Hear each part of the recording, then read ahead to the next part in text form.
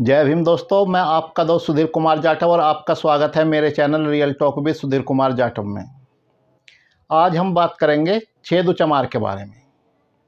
छेदू चमार वो शख्सियत जिन्हें चुनाव लड़ने का शौक़ नहीं बल्कि जुनून है, और वो अपने 24 साल के कैरियर में अब तक 13 चुनाव लड़ चुके हैं।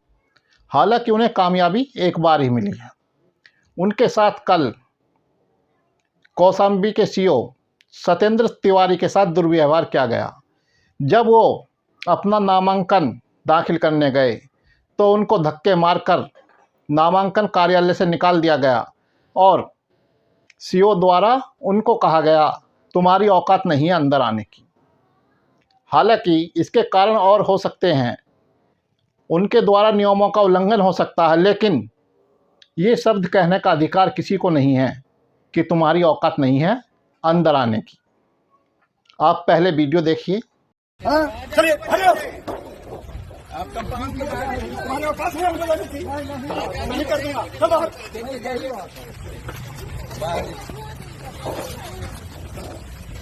चले छूटे बाहर, कंपाउंड के बाहर जाइए। कंपाउंड के बाहर बाजा बजाएंगे।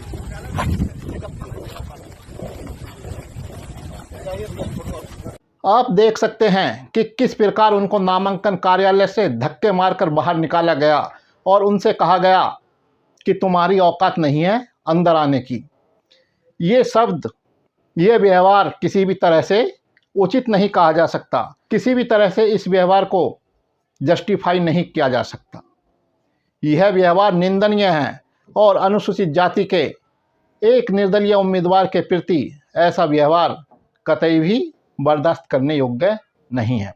हालांकि इसके बारे में कौशाम्बी पुलिस द्वारा एक स्पष्टीकरण दिया गया है। देखते हैं कि वो स्पष्टीकरण क्या है।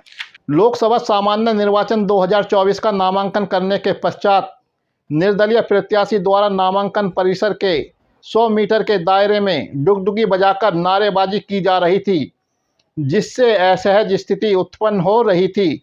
आदर्श आचार संहिता के दृष्टिगत उन्हें कई बार मना किया गया, इसके बावजूद भी वो नहीं माने, जिस पर क्षेत्राधिकारी मंझनपुर द्वारा उन्हें परिसर से बाहर निकाल दिया गया। क्या आप इस स्पष्टीकरण को उचित मानते हैं? अगर उनके द्वारा आदर्श आचार संहिता का उल्लंघन किया जा रहा था, उनके द्वारा डुगडुगी बजाई जा रही थी, तो जिस प्रकार उनको अपमानित करने की वीडियो जारी हुई, उसी प्रकार उनके द्वारा जो नियमों का उल्लंघन किया जा रहा था उसकी भी वीडियो जारी होनी चाहिए थी, ताकि पता चल सके कि वास्तव में ही उनके द्वारा नियमों का उल्लंघन किया जा रहा था या फिर यह कोई बनाई हुई कहानी है। बहरहाल, सीओ मंझनपुर द्वारा निर्दलीय प्रत्याशी छेदू चमार को अपमानित करने की वीडियो कल से वायरल हो रही है और कल ट्विटर पर अरेस्ट सत्येंद्र तिवारी भी खूब वायरल हुआ। आप देख सकते हैं कि किस प्रकार अनुसूचित जाति के लोगों को अपमानित किया जाता है। अगर छेदू चमार के जगह कोई सवर्ण प्रत्याशी होता तो क्या उसके साथ भी इसी तरह का व्यवहार किया जाता? यह सोचने वाली बात है कि देश आज़ाद होने के 77 साल बाद भी किसी निर्दलीय प्रत्याशी को इस तरह से अपमानित किया जाता है। आइए जानते हैं कि छेदू चमार कौन है। छेदू चमार सिराथू विधानसभा के तैवापुर शमशाबाद गांव के रहने वाले हैं और वो बर्तन बेचने का काम करते हैं। वो गांव-गांव जाकर बर्तन बेचते हैं। छेदू चमार अब तक 13 चुनाव लड़ चुके हैं। चुनाव लड़ना उनका शौक़ नहीं बल्कि उनका जुनून है। वो कहते हैं कभी तो लोगों को उन पर विश्वास होगा और कभी तो उनको जिताकर विधानसभा लोकसभा भेजेंगे। छेदू चमार अब तक 13 बार चुनाव लड़ चुके हैं, लेकिन उनको एक बार ही सफलता हासिल हुई, जब उन्होंने बीडीसी के चुनाव में अपने चाचा धर्मराज को 195 वोटों से हराया था। वो अब तक 2 लोकसभा चुनाव, 2 विधानसभा चुनाव और 3 जिला पंचायत के चुनाव लड़ चुके हैं। हालांकि उनको सफलता इन चुनावों में एक बार भी नहीं मिली, बल्कि वो एक बार बीडीसी का चुनाव जीते थे।